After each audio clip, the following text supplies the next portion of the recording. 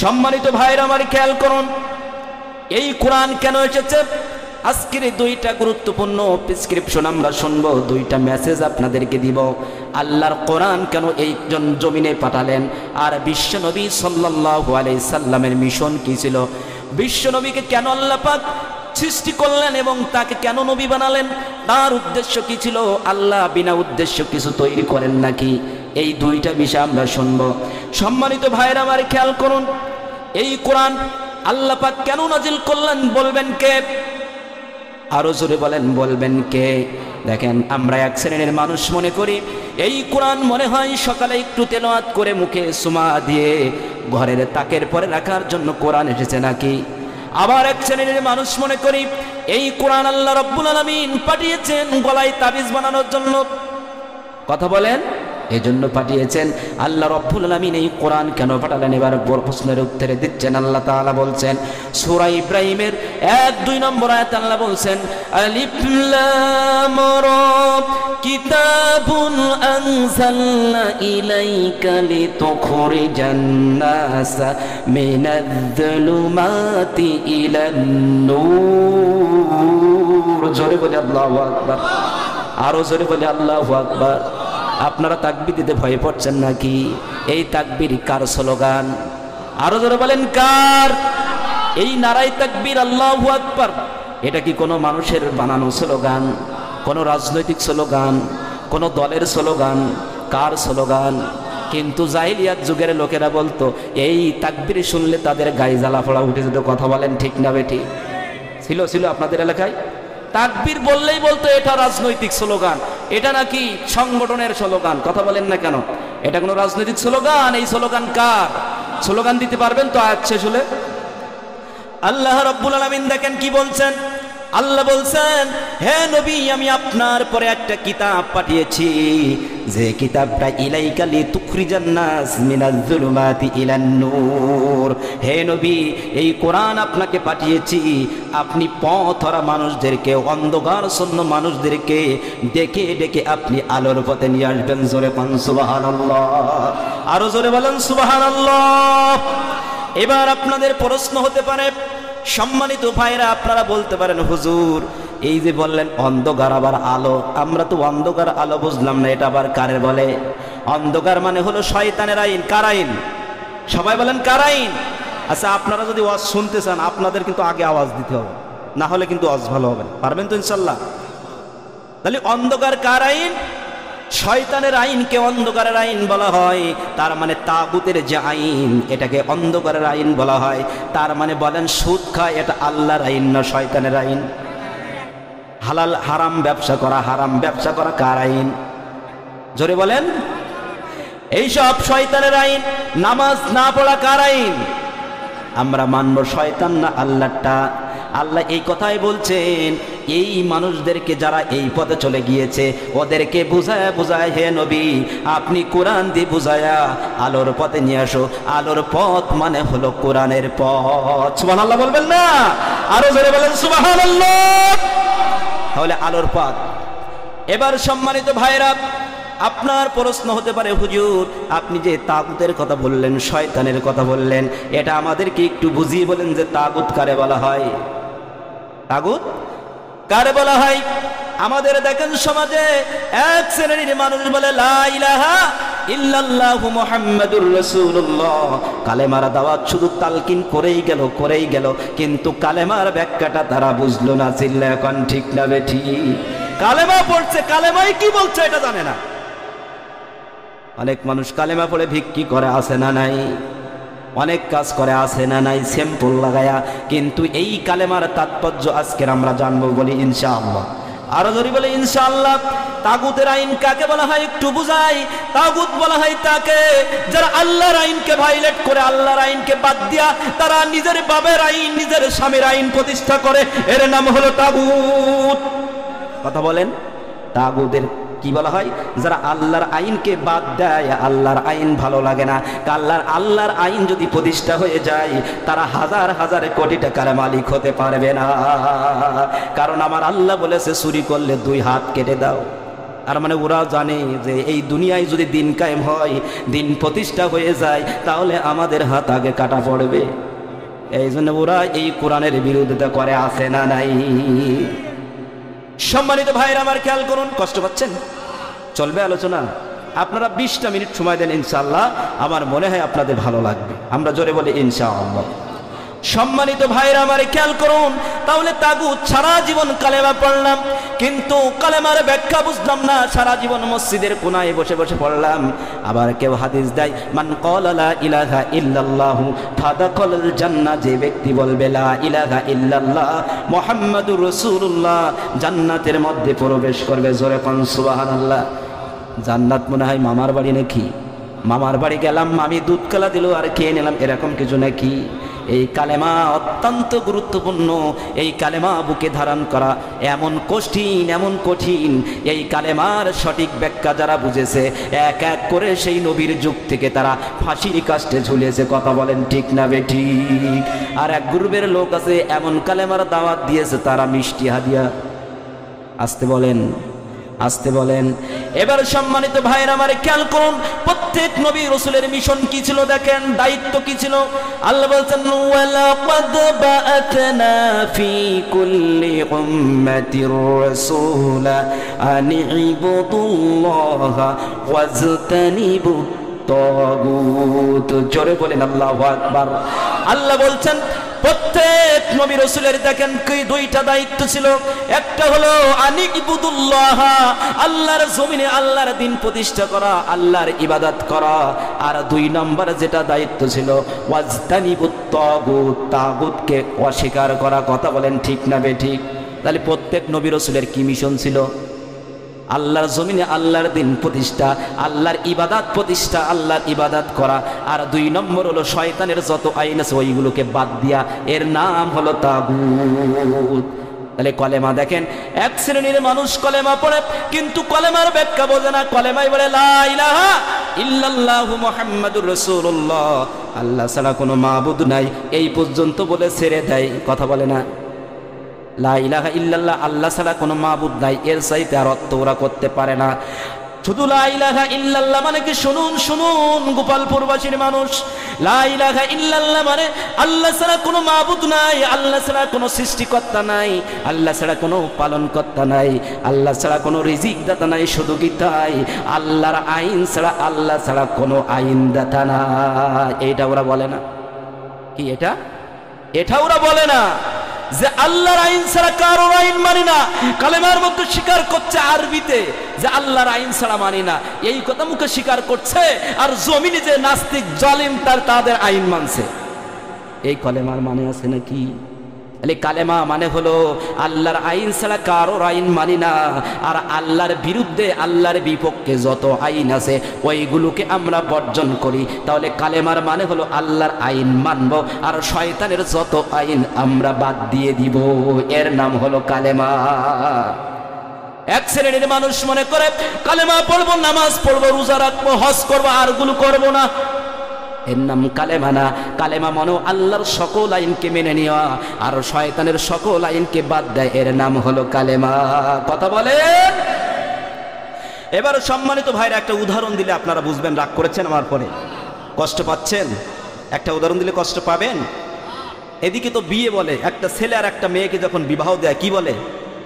বিবাহ বলে। যখন বিবাহ অনুষ্ঠানে বিবাহ হয় তখন আমরা কি বলি? অমুকের ছেলে অমুকের মেয়ের সাথে এত টাকা দিল মাহরে তোমাকে বিবাহ করতে আসিয়াছে, তুমি কি রাজি আছো? কি বলে স্বামী? কি বলে? আলহামদুলিল্লাহ, আমি কবুল আছি, কবুল আছি মানে রাজি আছি, ঠিক আছে, মেনে নিলাম। এখন এই প্রথম বিয়েতে কবুল বলে প্রথম দিন স্ত্রীকে নিয়ে গেছে। শোনুন, আমি কোনো হাসি তামাশার জন্য কথা বলি না, আমি মানুষকে শিক্ষা দেওয়ার জন্য, এখান থেকে শিক্ষা বের হবে এই জন্য আমি বলছি। আপনারা অন্য লাইনে বুঝবেন না যে হুজুর মনে আর কি আড্ডা মারছে, না, এর মধ্যে শিক্ষা রয়েছে। এইবার এই প্রথম কবুল পড়ে তাকে প্রথম রাত্রে নিয়ে আসা হয়েছে। প্রথম রাত গেছে, পরের দিন সকালে এরকম একটা সাদা কাগজে এরকম একটা লিস্ট লিখে দিয়েছে। ভাই এখানে আসেন, সাদা কাগজে লিখে দিয়েছে। স্ত্রী লিখছে, স্বামী আমার তেল লাগবে, নারকেলের তেল লাগবে, সোনো লাগবে, হেয়ার অ্যান্ড লাভলি লাগবে, কসমেটিক লাগবে, সাবান লাগবে, শ্যাম্পু লাগবে। আমার মা বাবা আসবে, সেখানে তাদের জন্য গরুর গোস্ত, ছাগলের গোস্ত, আমার মা বাবার পোশাক, আমার মা বাবার কাপড় চোপড় লাগবে। স্বামী বলছে, আচ্ছা আমি যখন কবুল করেছিলাম তোমাকে, আমি তো স্ত্রী হিসেবে কবুল করেছিলাম, এই কাগজে যে লিস্টগুলো এটা তো আমি কবুল করি নাই। এইভাবে যদি স্বামী বলে নতুন বউকে, বলেন তো এই বউ খুশি না বেজার? আরো বলে বলেন খুশি না বেজার? বেজার। এইবার এইভাবে যদি বলে, এইবার দেখেন ওই কবুলের মধ্যে যখনই কবুল বলে স্ত্রীকে স্ত্রী গ্রহণ করেছে, শুধু কি বউ বলে, ওই কবুলের মধ্যে সব ঢুকে গিয়েছে, সাবান, সোডা, কসমেটিক, তেল, জানেজা, সব কিছু ওই এক কবুলের মধ্যে। স্ত্রীর খাবার থেকে শুরু করে নিয়ে তার পোশাক পর্যন্ত, তার আত্মীয় স্বজন, সব দায়িত্ব ওই এক কবুলের মধ্যে ঢুকে গিয়েছে। ও যদি বলে আমি কবুল পড়েছি তোমাকে স্ত্রী হিসেবে গ্রহণ করব, আর বাকিগুলো মানবো না, এই বিয়ে টিকবে? আরো জোরে বলেন টিকবে? নতুন স্ত্রী মনটা খারাপ হয়ে গেছে, একটু রাগ করেছে, বলছে ঠিক আছে দাঁড়াও। এইবার স্বামী চলে গিয়েছে বাজারে, বাজারের থেকে এসে দেখি যে তার স্ত্রী বাড়ি নাই। কোথায় নাই? বাড়ি নাই। এসে ফোন দিয়েছে, জানু তুমি কোথায় আছো? বলছে দেখো আমি এক বন্ধুর বাড়ি আছি, আজকের রাত থাকবো, কালকের রাত যাব। বলেন বান্ধবীর বাড়ি থাকলে কিছুটা মানা যায়, আছে কোথায়? এক বন্ধুর বাড়ি আছে, বলছে আজকের রাত থাকবো, কালকের রাত আসবো। এইভাবে যদি স্ত্রী বলে আর ওইভাবে স্বামী বলে, এই বিয়ে টিকবে? আরো জোরে বলেন টিকবে? এক পর্যায়ে ঝগড়া বেঁধে তাদেরকে এক পর্যায়ে এই বিবাহ বিচ্ছেদ হয়ে যাবে। কথা বলেন ঠিক না ঠিক? স্ত্রী বলছে ঠিক আছে, আপনি তো এইটাই বলছেন, আপনি বলেছিলেন আপনার কবুলের মধ্যে আমি শুধু স্ত্রী, আর কিছু দিবেন না। তা আমি যখন কবুল পড়েছিলাম, আমি যে শুধু তোমাকে স্বামী মানবো আর বাইরে কারো মানতে পারবো না, এটা তো কোনো কথা ছিল না। শুধু তোমার ঘরে রাত কাটাবো, এটা তো কোনো কথা ছিল না। এই জন্য আমার বন্ধুর বাড়ি আসি থাকবো। দুইজন যদি এইভাবে বলে, এই বিয়ে কি বিচ্ছেদ হয়ে তালাক হয়ে যাবে? কথা বলেন ঠিক না ঠিক? সম্মানিত ভাইরা আমার খেয়াল করুন, আপনি যখনই কালেমা পড়ে মুসলমান হয়েছেন, আপনি যখনই বলেছেন লা ইলাহা ইল্লাল্লাহু মুহাম্মাদুর রাসূলুল্লাহ, ওই তখনই ওই কালেমার মধ্যে নামাজ ঢুকে গিয়েছে, ওই কালেমার মধ্যে রোজা ঢুকে গিয়েছে, ওই কালেমার মধ্যে ফরজ পর্দা ঢুকে গিয়েছে, ওই কালেমার মধ্যে হালাল ব্যবসা ঢুকে গিয়েছে, ওই কালেমার মধ্যে আল্লাহর জমিনে আল্লাহর দ্বীন কায়েম করতে হবে, এটা ঢুকে গেছে। কথা বলেন ঠিক না ঠিক? আপনি যদি বলেন আমি কালেমা পড়েছি, নামাজ পড়বো, রোজা রাখবো, হজ করব, আর আল্লাহর জমিনে আল্লাহর দ্বীন কায়েম হইবে না, মুনাফিকি তো করব। আল্লাহর কসম দিয়ে বলি, ওই রকম আল্লাহর সাথে আপনার ঝগড়া বেঁধে এক পর্যায়ে বিভেদ হয়ে আপনাকে জাহান্নামের মধ্যে ধাক্কাতে নিয়ে যাবে। কথা বলেন ঠিক না ঠিক? বুঝেছেন ভাই আমার কথা? বুঝছেন? কালেমা আমরা শুধু পড়ি, কিন্তু কালেমা প্রতিষ্ঠা করতে জানি না। কথা বলেন ঠিক না ঠিক? আরো জোরে বলেন ঠিক না ঠিক?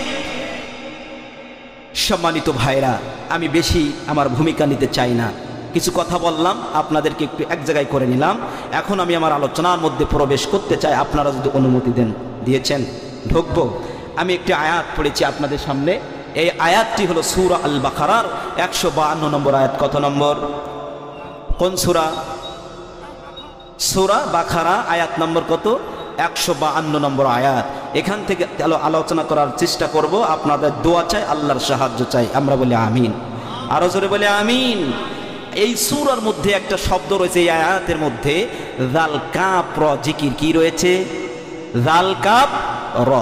এই জিকির শব্দের 3টা অক্ষরের নাই একটা শব্দ, কিন্তু দেখেন আশ্চর্যজনক, আমরা কিছু জানি না, বুঝিও না।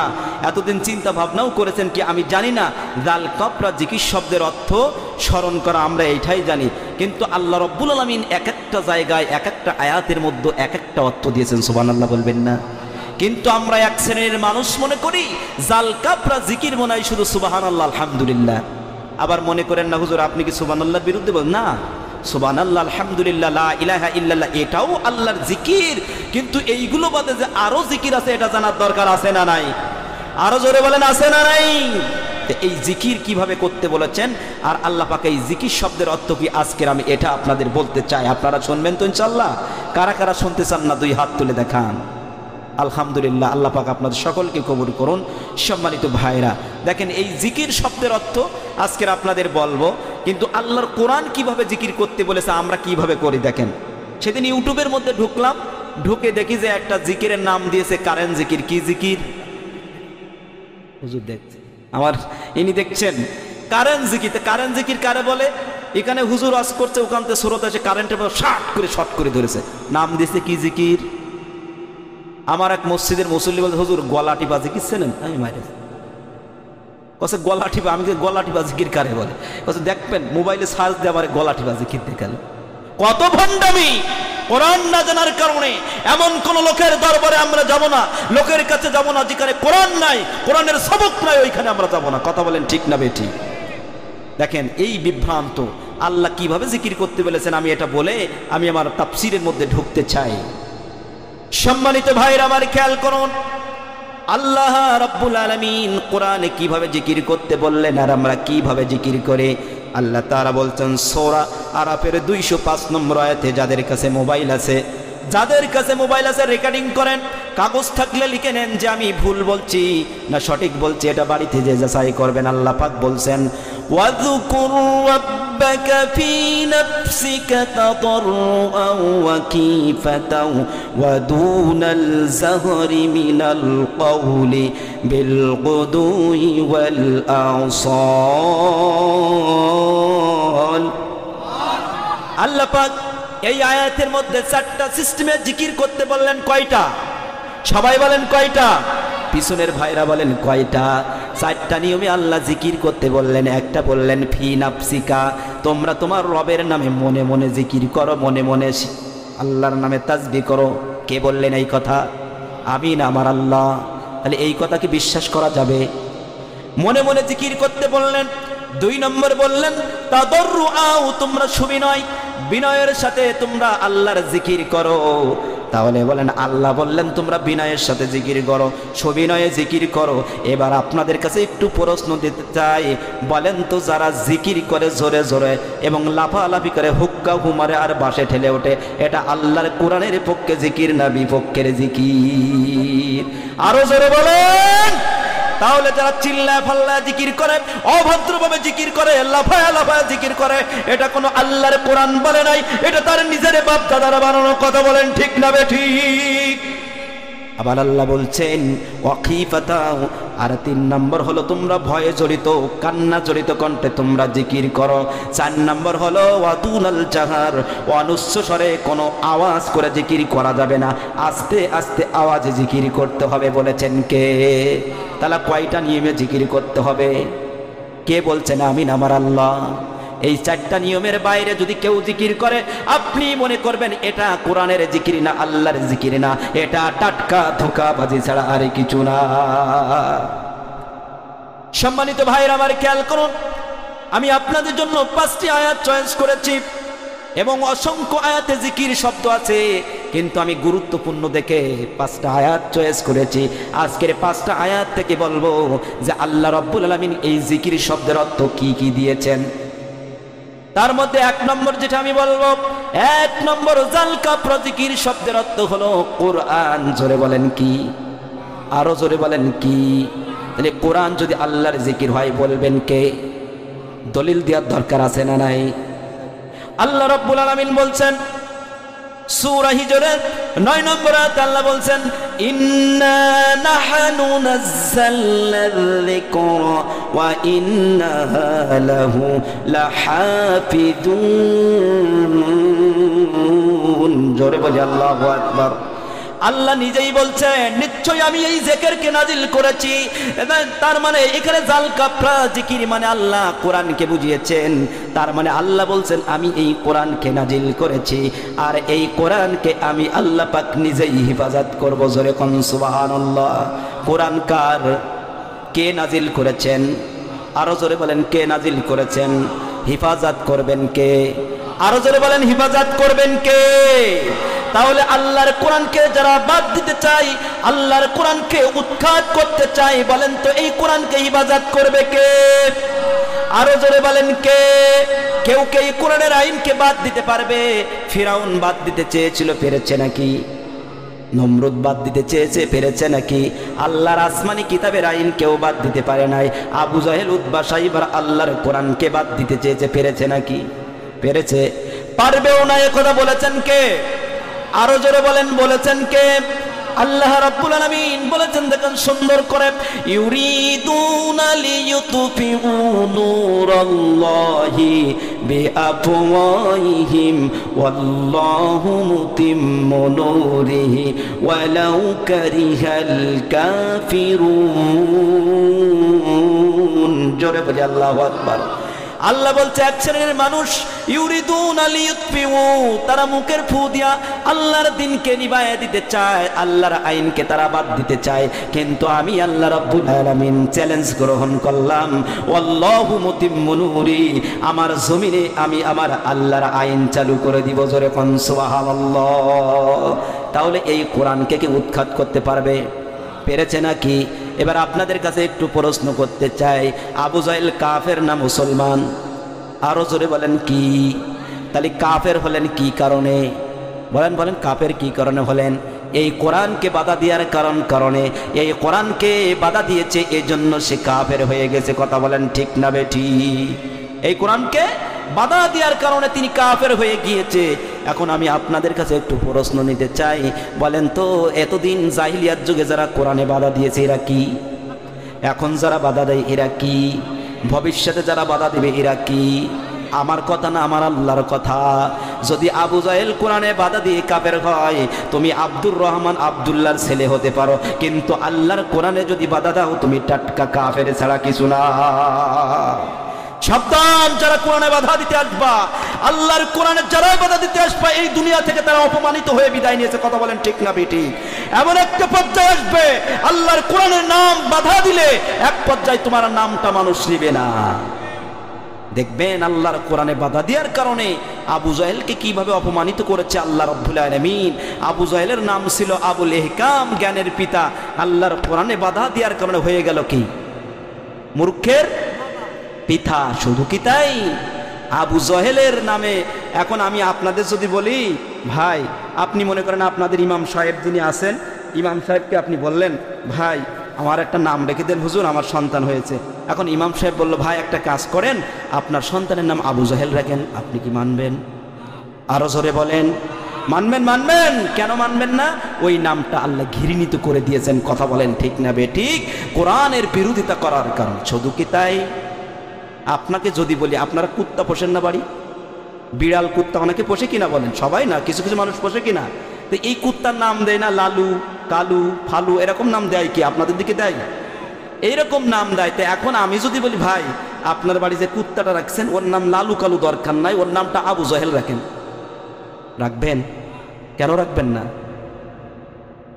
তার মানে আল্লাহ এত ঘৃণিত করে দিয়েছে আবু জাহেলের নাম যে মানুষ কুত্তার নামও রাখতে চায় না। কথা বলেন ঠিক না বেঠিক? আমি বলতে চাই, যারা জাহিলিয়াত যুগ চালিয়েছে তাদেরকে সতর্ক করতে চাই, যারা চাই আল্লাহর কোরআনের বিরোধিতা করতে এসো না। আবু জাহেলের মতো এরম নামটা ঘৃণিত হয়ে যাবে। শুধু কি তাই? আবু জাহেলের বাড়িটা আজ আন্তর্জাতিক টয়লেটখানা। কথা বলেন না কেন? আবু জাহেলের বাড়িটা কি? আন্তর্জাতিক টয়লেটখানা। যারা এই কোরআনে বাধা দিতে আসবা, যারাই দিয়েছো, আমার মনে হয় বুবু তোমার নামে মানুষ কুত্তার নামও রাখবে না। এমন ঘৃণিত হয়ে গেছে। কি কারণে? আরো জোরে বলেন কি কারণে? এক শ্রেণীর মানুষ আবার কয় কোরআনের সাথে রাজনীতির কোনো সম্পর্ক নাই। আছে না নেই? আরো জোরে বলেন আছে না নাই? আমি আলোচনা করছি জাল কাপড়া জিকির শব্দের প্রথম নম্বর অর্থ কি? কোরআন। সেই কোরআনের মধ্যেই কিন্তু আমি আছি। সম্মানিত ভাইরা খেয়াল করুন, এক শ্রেণীর মানুষ কয় কোরআনের সাথে রাজনীতির কোনো সম্পর্ক নাই। আছে না নাই? কোরআনের সাথে রাজনীতির সম্পর্ক আছে কি? আছে। যদি কোরআনের সাথে রাজনীতির সম্পর্ক না থাকে, আমি আপনাদের কাছে জবাব দিতে চাই, আমি বলতে চাই আল্লাহর নবী কেন 10 বছর কোরআন দিয়ে রাষ্ট্র চালালেন? বলেন। শুধু কি তাই? হযরত আবু বকর, ওমর, উসমান, আলী রাদিয়াল্লাহু তাআলা আনহু তারা কি দিয়ে কোরআন রাষ্ট্র চালিয়েছেন? তাহলে কি আছে কোরআনের সাথে রাজনীতির সম্পর্ক? কোরআন মানেই হলো রাজনীতি। করে কোন সুবহানাল্লাহ? আরো জোরে বলেন সুবহানাল্লাহ।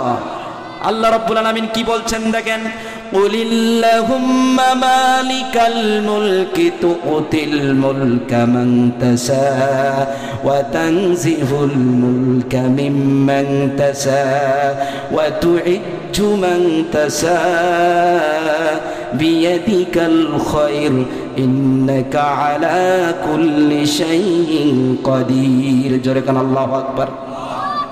সম্মানিত ভাইরা আমার খেয়াল করুন, আল্লাহ রাব্বুল আলামিন কি বলছেন দেখেন এই আয়াতের মধ্যে। আজকের একটা নতুন তত্ত্ব শুনে যান, নতুন একটা তত্ত্ব শুনে যান। কিছু কিছু মানুষ মনে করে, এই নাস্তিকের বাচ্চারা মনে করে, ও হুজুর ও আলেম তোমরা শুনে রাখো, আমার আল্লাহ তো বলেছেন যে আল্লাহ যাকে ইচ্ছা তাকে রাষ্ট্র ক্ষমতা দান করে, আল্লাহ যাকে ইচ্ছা তাকে রাষ্ট্র থেকে ক্ষমতা থেকে নামায়া দেন কাউকে, এরকম বলেছেন কিনা বলেন?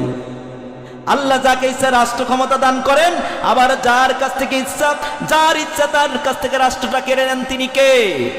এখন আমার একজন বলছে হুজুর, ফিরাউনের বলছে হুজুর এই যে ক্ষমতায় দিয়েছে, এই জালিম শাসকের ক্ষমতায় দিয়েছে, তো কে দিয়েছে? আমি বলি আল্লাহ দিয়েছে। তা আল্লাহ তো কোরআনেই বলছে আল্লাহ যাকে পছন্দ করে তাকে রাষ্ট্র ক্ষমতা দেয়, তা উনারে রাষ্ট্র ক্ষমতা দিয়েছে, তা আপনাদের এত মাথা ব্যথা কেন? বলে কিনা বলেন?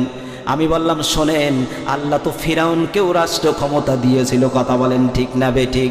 কিন্তু আপনি তো বুঝলেন না, আপনি তো জানলেন না আয়াতের পরের যে বাক্যটা, পরের সেন্টেন্সে আল্লাহ কি বললেন এটা তো জানলেন না।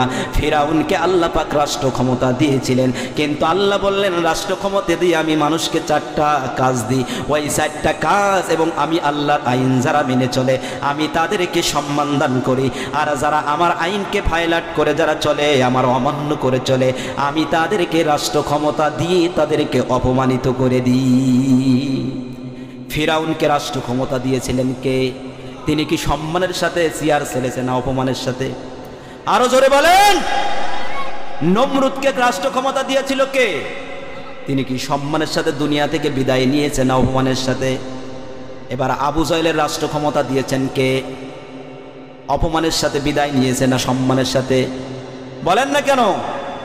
তার মানে আল্লাহ যাকে ইচ্ছা তাকে রাষ্ট্র ক্ষমতা দেয়, যার কাছ থেকে ইচ্ছা রাষ্ট্র ক্ষমতা কেড়ে নেয়। আবার আল্লাহ পরে বললেন আমি যাকে ইচ্ছা তাকে সম্মান দান করি, আবার যাকে ইচ্ছা তাকে আমি অপমানিত করে দিই। বলেন তো 16 বছর আগে আমাদের যে জাইলিয়াত যুগ ছিল, বলেন তো ওই ব্যক্তিকে আল্লাহ রাষ্ট্র ক্ষমতা দিয়েছিলেন, বলেন তো তিনি সম্মানের সাথে বিদায় নিয়েছেন না অপমানের সাথে? আরো জোরে বলেন। কিসের সাথে? সব কিছু এই কোরআনের সাথে বিয়াদবি করার কারণে। কথা বলেন। এই কোরআনের সাথে লাগতে আসবেন না।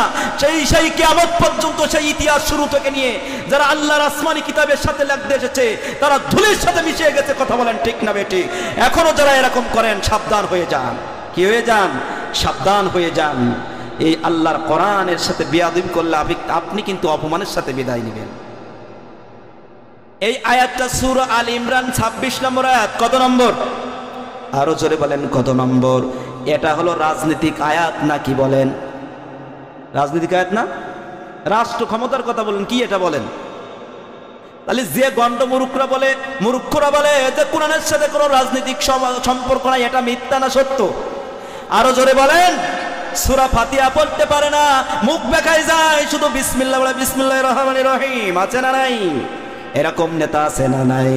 এরকম যারা ভাঙায়া বলে বিসমিল্লাহটা সুন্দর করে বলতে পারে না, ও আবার বলে যে কোরআনের সাথে রাজনৈতিক কোনো সম্পর্ক নাই। আছে না নাই?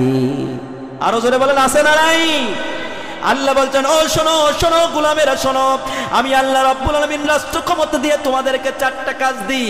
যদি যারা এই 4টা কাজ পালন করবে তারা আজকের তারা সম্মান পাবে, আর তারা সম্মানিত হয়ে যাবে।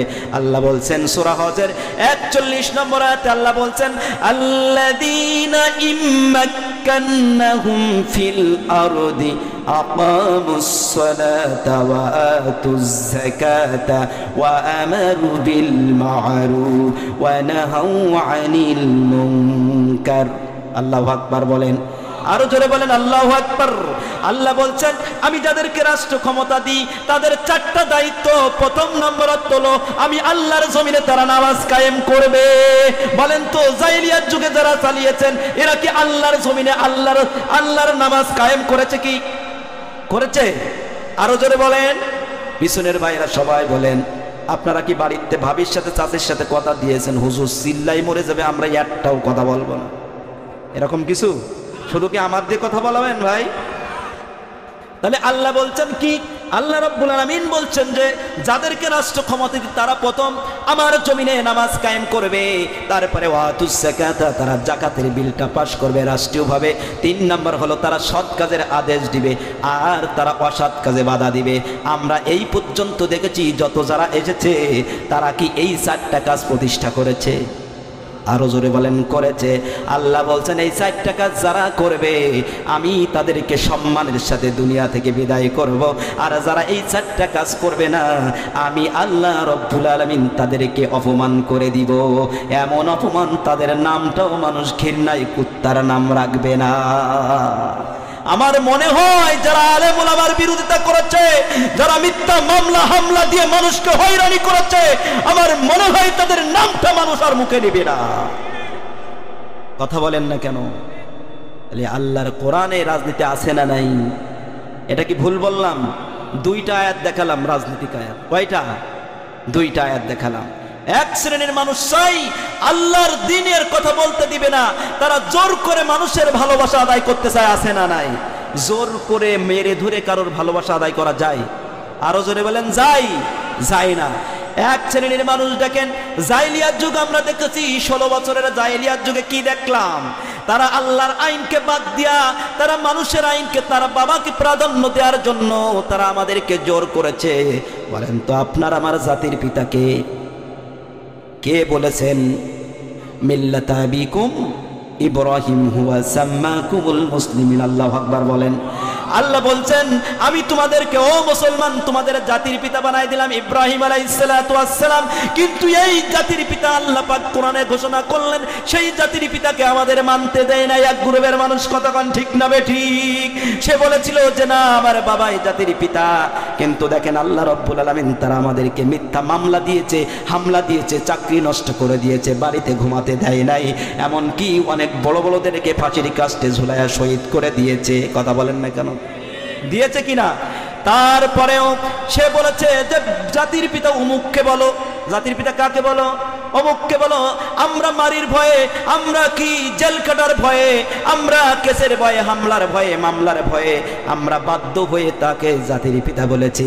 কিন্তু আমরা দেখেছি 5 আগস্টের পরে এমন একটা হয়ে গেছে তারা তাকে আর কেউ জাতির পিতা বলে না। কথা বলেন ঠিক না বে ঠিক?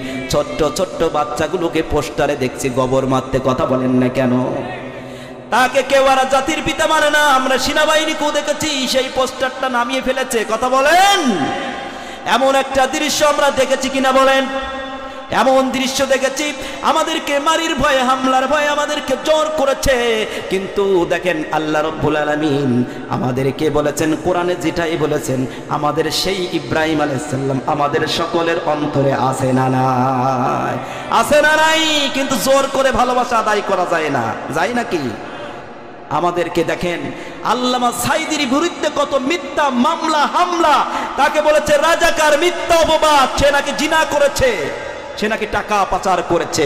আমাদেরকে বুঝাতে চেয়েছে, কিন্তু আমরা কি বুঝেছি? সেই আল্লামা সাইদি আমাদের হৃদয়ে আছে না নাই? আরো জোরে বলেন আছে না নাই? ইমাম আবু হানিফা রাহিমাহুমুল্লাহকে যখন গ্রেফতার করলেন, শুধু কি এরা ফাঁসি কেটেছে? এরা কি শুধু শহীদ হয়েছে না এর আগেও হয়েছে? আরো জোরে বলেন এর আগেও চলছে না? ইমাম আবু হানিফাকে যখন ধরেছে, ইমাম আবু হানিফা রাহিমাহুল্লাহকে ছাড়ার সিদ্ধান্ত নিয়েছে। তাদের মধ্যে একজন বলেছে যে ইমাম আবু হানিফাকে যদি ছেড়ে দেওয়া হয় আবার আল্লাহর জমিনে যে আল্লাহর দ্বীনের কথা বলবে, তাওহীদের কথা বলবে, রিসালাতের কথা বলবে, অতএব আবু হানিফাকে বাঁচতে দেওয়া যাবে না, বিষাক্ত বিষ পান করে তাকে চিরবিদায় করে দেওয়া হবে। কি দোষ ছিল? আল্লাহর কোরআনের কথা বলবে আবার দ্বীনের কথা বলবে। আমরা দেখেছি আমাদের যে কলিজার এই তাফসীরুল মাহফিল আমরা যে কথা বলতে পারছি, যিনি এই সিস্টেমটা দেখিয়েছেন তার নাম কি বলেন তো? এই লোকটাকে 13 সালে যখন গ্রেফতার করলেন, প্রথম তাকে কি করলেন? ফাঁসির রায় দিলেন, তারপরে যাবজ্জীবন কারা কারাবন্দি করলেন। এমন এক পর্যায়ে তাকে শেষ পর্যায়ে এসে বললেন তাকে ছেড়ে দেওয়া হবে, এমন একটা সুরও দিলেন। কিন্তু আমরা শেষে এসে দেখেছি তাদের মধ্য থেকেই বলেছে যে এই আল্লামা সাঈদীকে যদি ছেড়ে দেওয়া হয়, আল্লামা সাঈদী আবার যে দিনের কথা বলবে, কথা বলেন ঠিক না বেঠিক? আল্লামা সাঈদী আবার যে হিন্দুকে মুসলমান বানাবে, আল্লামা সাঈদী আবার তাওহীদের কথা বলবে, রিসালাতের কথা বলবে, এই আল্লামা সাঈদী আবার দিনের দাওয়াত দিয়ে আল্লাহর জমিনে আল্লাহর দিন প্রতিষ্ঠার কথা বলবে।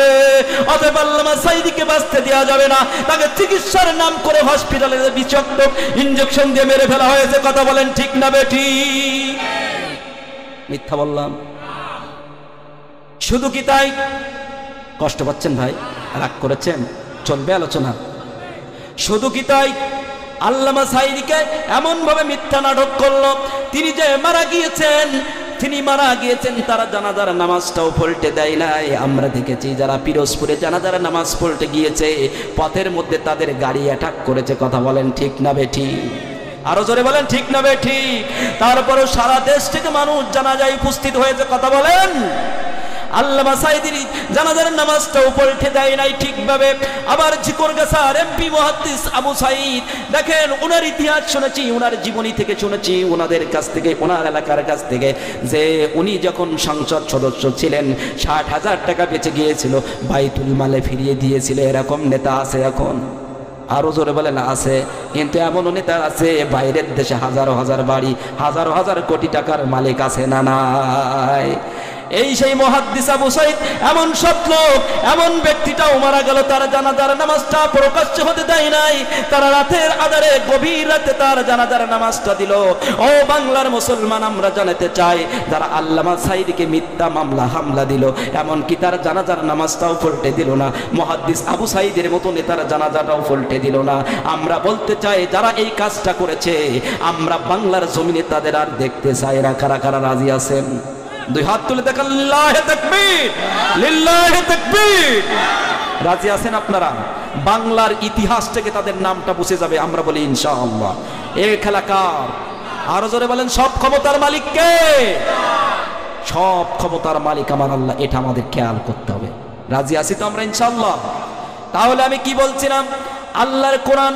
তাহলে প্রথম জিকির দেখেন সম্মানিত ভাইরা আমার, আমরা শুধু সুবহানাল্লাহ আলহামদুলিল্লাহ পড়ি, কিন্তু এর বাইরে যে আরো কত জিকির গেছে।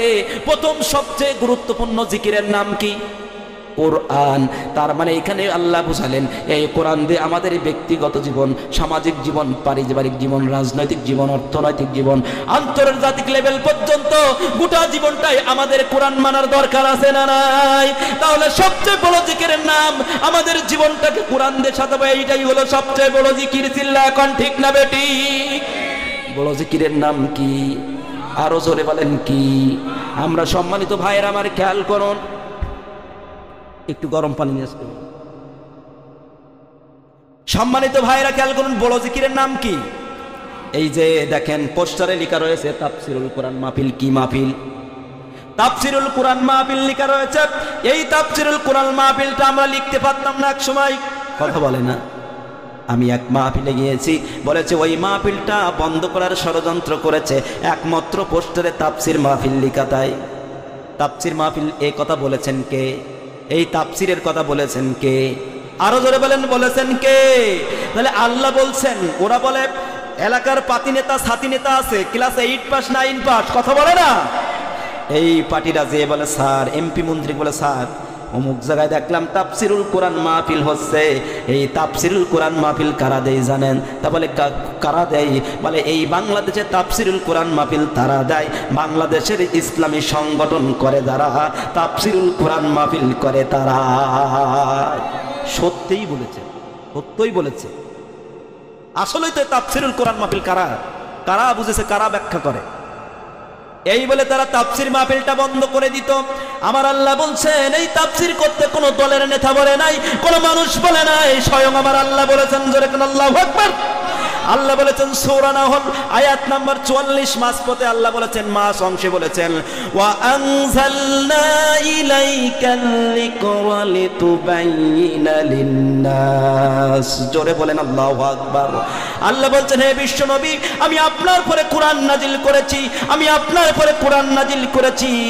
এই কোরআনটা আপনি মানুষের মাঝে লিতুবাইয়িনা মানে হলো ব্যাখ্যা করো, তাফসীর করে করে আপনি মানুষদেরকে শোনায় দাও। তার মানে তাফসীর মানে বাংলায় বলে ব্যাখ্যা করা, বর্ণনা করা, খুলে খুলে বলা, আবার ইংরেজিতে বলা হয় অ্যানালাইসিস করা, আর আরবি ভাষায় বলা হয় তাফসীর করা। জোরে কোন সুবহানাল্লাহ। তাহলে তাফসীর করতে বলেছেন কে? আরো জোরে বলেন, বলেছেন কে? আল্লাহ রাব্বুল আলামিন দেখেন আয়াতের মধ্যে আপনাদের কাছে একটা প্রশ্ন নিতে চাই, বলেন তো আল্লাহ রাব্বুল আলামিন এই কোরআনটা জীবিত মানুষের জন্য নাজিল করেছেন না মরা মানুষের জন্য? সবাই বলেন কি জন্যে? পিছনের ভাইরা রাগ করেছেন নাকি? বলেন কাদের জন্য আল্লাহ কোরআন নাজিল করেছেন, মরা না জীবিত? আপনারাই বললেন কিন্তু জীবিত। এবার বলতে চাই, বলেন তো এই কোরআনটা মানুষ মারা গেলে বেশি কাজে লাগায় না জীবিত অবস্থায়? এই যে চাচা ঠিক বলেছে। আপনারাই বললেন কোরআনটা জীবিত মানুষের জন্য নাজিল করেছে। শোনেন শোনেন, কিন্তু আবার আমরা দেখেছি এই কোরআনটা আবার মৃত্যু মানুষের জন্য বেশি কাজে লাগানো হয়। দেখেন সম্মানিত ভাইরা আমার, এখানে মুফাসসিররা আছে, নাস মানে কি? নাস মানে মানুষ। এখানে আল্লাহ লিদ নাস কেন ব্যবহার করলেন? নাস দিলেই তো হয়ে যেত। আল্লাহ রাব্বুল আলামিন এখানে লিল নাস দিয়ে ব্যবহার করে বুঝিয়ে দিয়েছেন যে এই কোরআন আমি জীবিত মানুষের কথা বললাম, নাস দিলে নাসের কথা বললেন না, লিল নাস দিয়ে বুঝিয়েছেন হে নবী আপনি জীবিত মানুষের সামনে তাফসীর করে করে শোনান। জোরে কোন সুবহানাল্লাহ, আরো জোরে বলেন সুবহানাল্লাহ। তাহলে জীবিত মানুষের জন্য, কিন্তু দেখেন জীবিত মানুষের জন্য আল্লাহ কোরআন নাজিল করেছেন, কিন্তু দুঃখজনক হলেও সত্যি মানুষ যখন মারা যায়, আপনার এলাকায় আপনার বাবা, আপনার চাচা, আপনার আত্মীয় স্বজন, পাড়া প্রতিবেশী যখন মারা যায়, আমরা তখন কি বলি? বলে যে ওই হেফজোখানা, এটা তো হেফজোখানা, এই হেফজোখানার থেকে কিছু বাচ্চা ডেকে আনো। বাচ্চা ডেকে এনে ওখানে কি করো? বাচ্চাটা ডেকে এনে তোমরা একটা কাজ করো, মরা মানুষের সামনে পাশে বসে বসে আল্লাহর কোরআন পড়াও। বলেন তো কোরআনে লেখা রয়েছে আকিমুস সালাহ ওয়া আতুজ যাকাত, মরা মানুষের সামনে বসে বসে বলছে তোমরা নামাজ কায়েম করো, যাকাত দাও। মরা মানুষের সামনে বসে বলছে তোমরা হালাল ব্যবসা করো। মরা মানুষের সামনে বসে বসে বলছে জনগণের মাল ফাঁকি দিও না। কিন্তু মরা মানুষ কি একটাও মানতে পারবে? কাদের সামনে বলা দরকার ছিল বলেন? জ্যান্ত অবস্থায় আপনি কোরআন মানলেন না, মরা মানুষের পাশে বসে বসে বলছেন ওই একটাও মানতে পারবে না। চিল্লা এখন ঠিক না বেঠিক?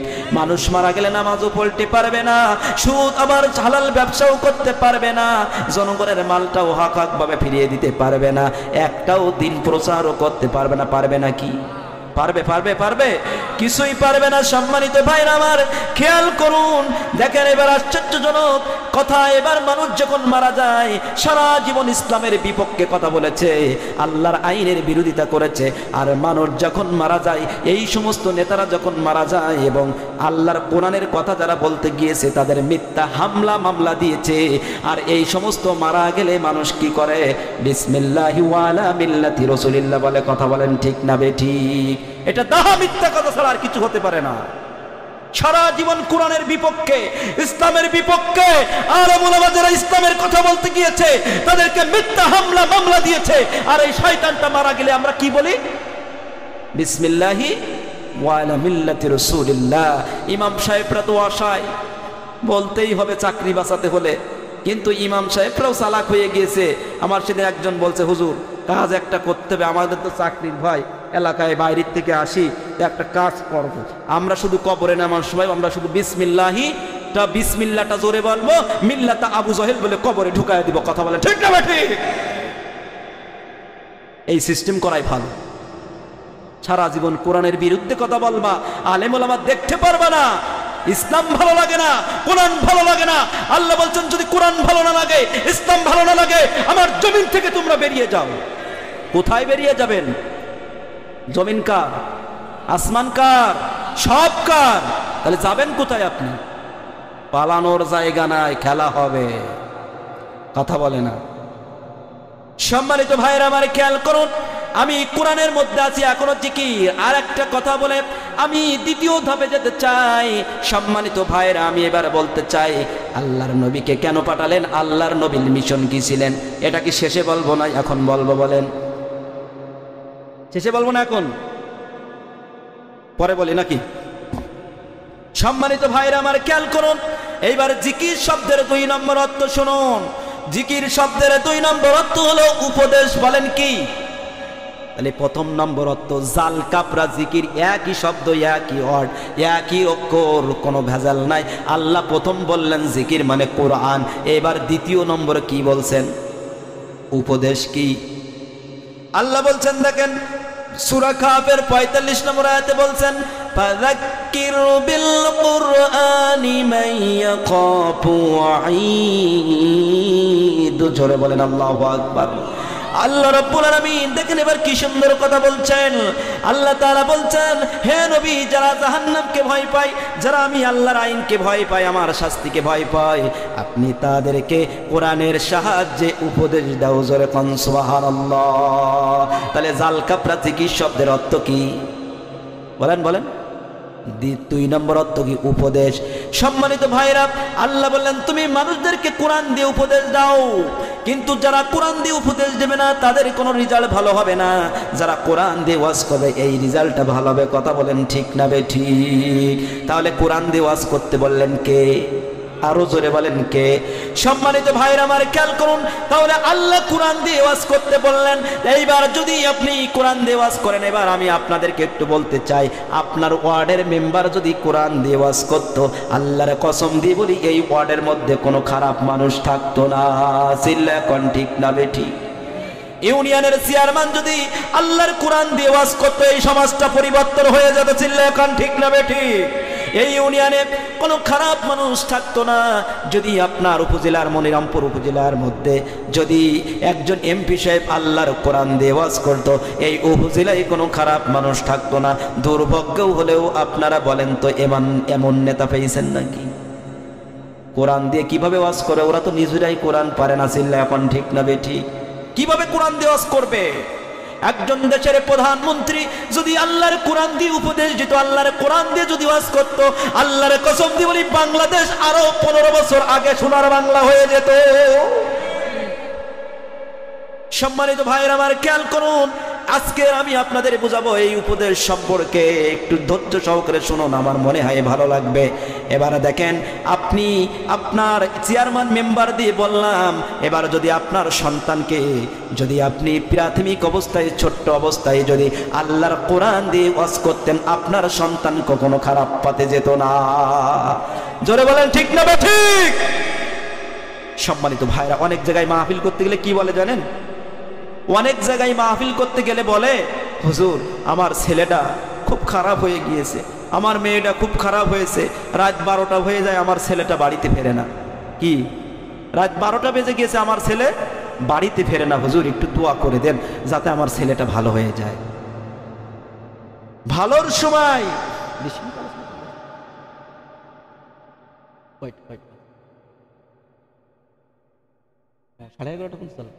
ঠিক আছে।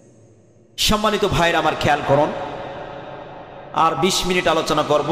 কমিটির কর্তৃপক্ষ ওনারা অনুরোধ করেছেন, যেহেতু আগামীকাল আপনাদের মাহফিল আছে, যেহেতু আমি দীর্ঘায়িত করব না। এই কোরআন দিয়ে ওয়াজ করলে আপনি যদি প্রাথমিক অবস্থা আপনার ছেলে মেয়েকে কোরআন দিয়ে ওয়াজ করতেন, আল্লাহর কসম দিয়ে বলি 14ই ফেব্রুয়ারি আপনার ছেলে মেয়ে অবৈধ মিলামেশা করতে পারতো না। আপনি যদি বলতেন মা এটা করা যায় না, আপনি এটা যদি বলতেন,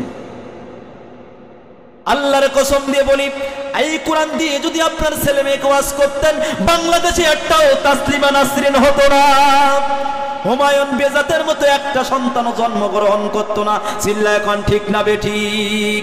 আপনার ছেলে মেয়ে কোরআন দিয়ে ওয়াজ করলে ভালো হয়ে যেত। আপনার ছেলে মেয়েকে যদি কোরআন দিয়ে ওয়াজ করতেন, আপনার লাভ কি বলেন? এবার একটু শুনুন, এবার একটু খুলুন, গুরুত্বপূর্ণ কথা শুনুন। সম্মানিত ভাইরা খেয়াল করুন, যদি কোরআন দিয়ে ওয়াজ করতেন, আপনার ছেলে আপনারকে কখনো পিতামাতার গায়ে হাত তুলতে পারতো না। কারণ আল্লাহর কোরআন বলেছে, ওয়াকাদা রাব্বুকা আল্লা তা'বুদু ইল্লা ইয়্যাহু ওয়া বিল ওয়ালিদাইনি ইহসানা। আল্লাহু আকবার বলেন। আল্লাহ আপনার সন্তানকে যদি বলতেন, ও সন্তানেরা শোনো শোনো, আল্লাহ বলেছে আল্লাহর ইবাদতের পরে তুমি মা বাবার সাথে ভালো ব্যবহার করো, আল্লাহু আকবার। এই কথাটা যদি বলতেন আপনার সন্তান, কখনো ছোটবেলা থেকে যদি বলতেন, বড় হয়ে কখনো আপনার সন্তান অপরাধ করত না, আপনার গায়ে হাত উঠাতো না। একদিন আপনার সন্তানকে যদি আপনি ওয়াজ করতেন যে ও সন্তানেরা শোনো, সুদ খাওয়া যাবে না, ঘুষ খাওয়া যাবে না, আল্লাহ নিষেধ করেছেন, যদি আপনি খান তাহলে আপনি জাহান্নামের মধ্যে চলে যাবেন, আর জাহান্নামের শাস্তি বড় ভয়াবহ। আল্লাহর কসম দিয়ে বলি আপনার সন্তানেরা কখনো ঘুষ খেত না। আপনার সন্তান একদিন ডিসি হবে, একদিন এসপি হবে, একদিন ইওনো হবে। আল্লাহর কসম দিয়ে বলি যদি আপনি এই কথা বলতেন, আপনার ছেলে যখন ডিসি হয়ে যাবে, আল্লাহু আকবার আজান বলার সাথে সাথে তার সমস্ত কলিগকে বলবে যাও তোমরা নামাজে চলে যাও, আল্লাহু আকবার। তাহলে এটা যদি ছোটবেলাতে আপনি এই অস্ত্র করতেন, আপনার সব কলিগরা, মনে করেন আপনার ছেলের কলিগরা সুদ খায়, আপনার বস জানে, ডিসি সাহেব জানে, ডিসি সাহেব যদি বলে তার কলিগদের শোনো শোনো, তোমরা যদি সুদ খাও আমি যদি জানতে পারি তোমাদের চাকরি সব থাকবে না, একটা বাংলাদেশেও সুদ করো থাকতো না, চিল্লা এখন ঠিক না বেটি? তাহলে কোরআন দেওয়াজ করলে লাভ না লস? আরো জোরে বলেন লস না লাভ? সম্মানিত ভাইরা খেয়াল করুন, আপনার কি লাভ হবে? দেখেন কিছু মানুষ আছে, মা বাবা আছে, বৃদ্ধা হয়ে গেলে, বয়স বেশি হলে তাদের স্থান হয়ে যায় বৃদ্ধাশ্রমে। আল্লাহর কসম দিয়ে বলি একটা আলেম ওলামার মা বাবা বৃদ্ধাশ্রমে দেখাতে পারবেন? পারবেন? একটা ছেলে অস্ট্রেলিয়া, একটা কানাডায়, দেখার মতো কেউ নাই, দুইটা দুই জায়গায়, এদিকে বুড়ো বুড়ি কি বাড়িতে বসে বসে ভুগে ভুগে কাঁদে। এক পর্যায়ে এমনও দেখেছি আমরা, মাঝে একজন দেখছিলাম, কার কোন চিত্রনায়কের শ্বশুর নিজে নিজে আত্মহত্যা করেছে, দেখছেন কিনা?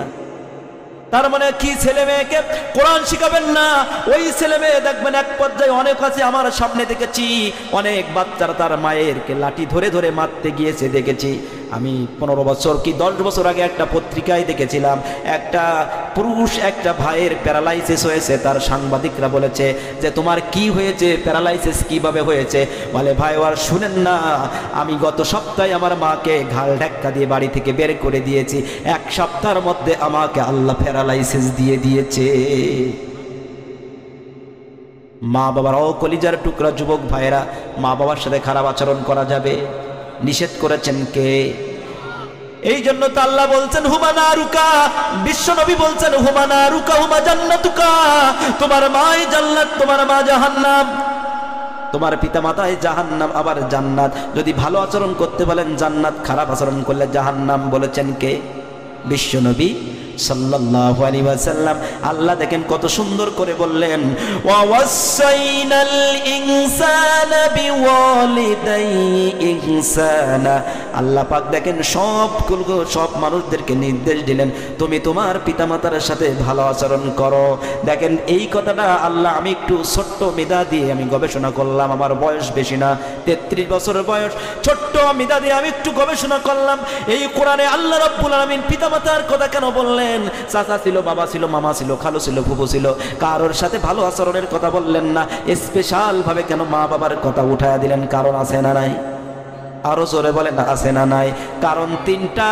এই আয়াতটা দেখবেন সূরা কাফের 15 নম্বর আয়াতে দেখবেন, সূরা আহকাফের মধ্যে 15 নম্বর আয়াতে দেখবেন 3টা কারণে পিতামাতার সাথে আল্লাহ ভালো আচরণ করতে বললেন। কয়টা? 1 নম্বর হলো গর্ভধারণ, 1 নম্বর হলো একজন মা 10 মাস গর্ভধারণ করেছে, এই জন্যই সুবহানাল্লাহ বলেন।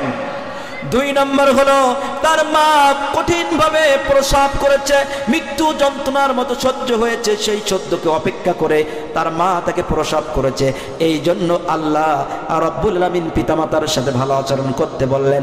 3 নম্বরে হলো 2 বছর দুধ পান করেছেন, জোরে কোন সুবহানাল্লাহ।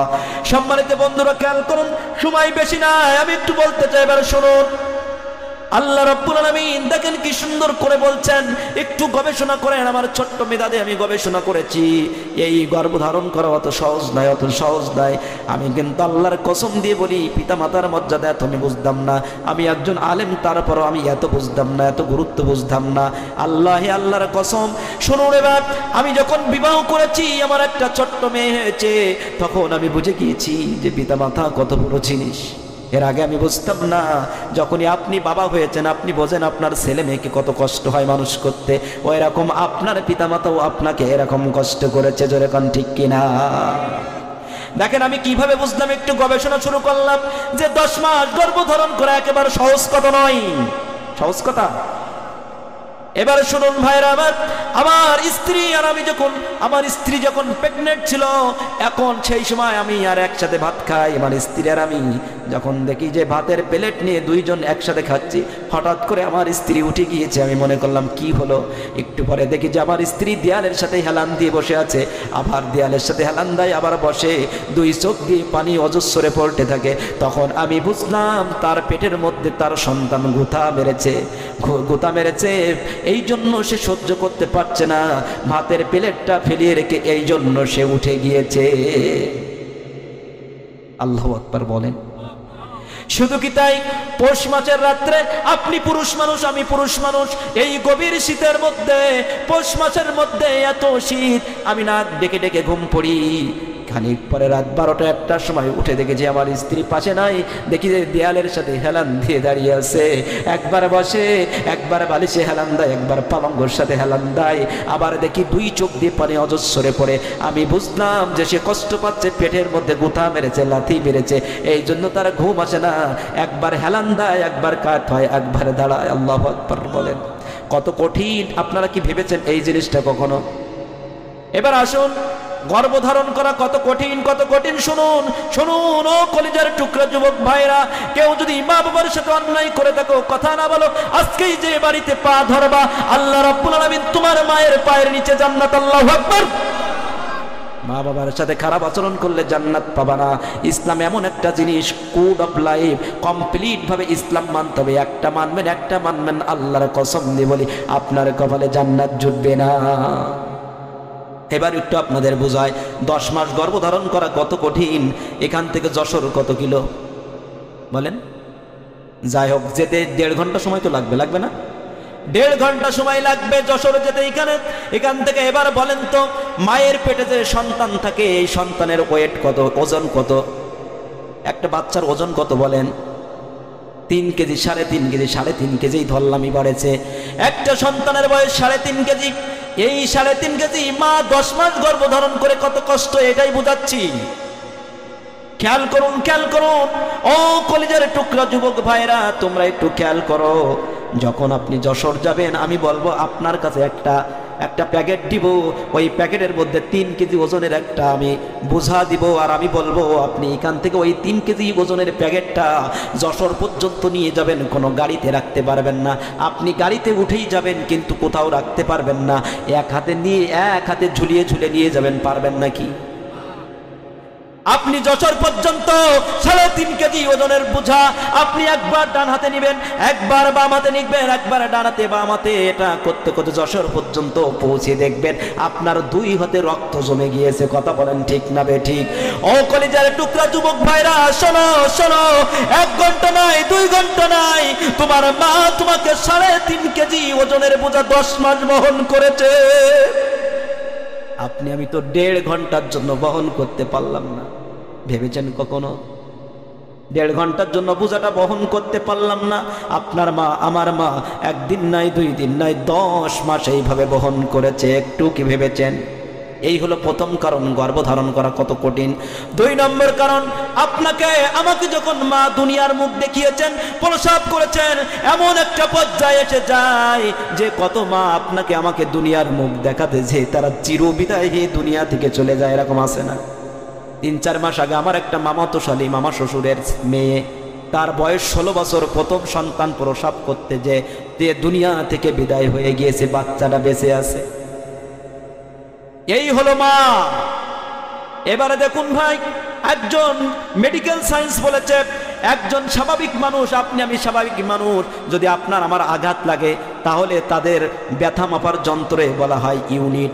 তাদের বলেছে একজন স্বাভাবিক মানুষ ব্যথা সহ্য করতে পারে 20 থেকে 25 ইউনিট। কয় ইউনিট? 20 থেকে 25 ইউনিট ব্যথা সহ্য করতে পারে। আল্লাহু আকবার বলেন।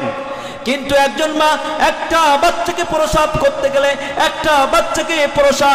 গেলে কত বড় কঠিন দেখেন।